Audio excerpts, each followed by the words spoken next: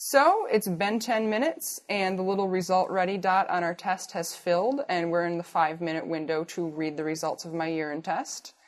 And there's 2 lines to be read in each of the 5 windows. The top line is a control line, which just simply indicates that the test is working well, in good working order, and everything's gone as planned. And the presence or absence of the line below, indicated T, is what we're concerned with.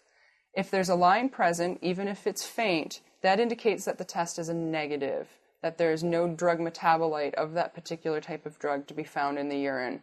If the line is absent, if there's only one line in the form of a control line in any of the windows, that indicates that that drug has been found in the urine and could and should possibly warrant further testing via the laboratory mail-in sample.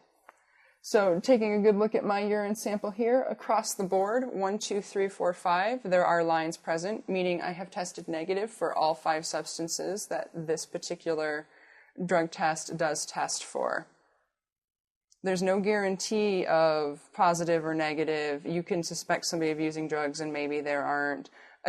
I think that anytime a drug test is used, especially for another person in your family or otherwise, a measure of counseling is advisable to ascertain whether or not somebody is using drugs and what problems may or may not be.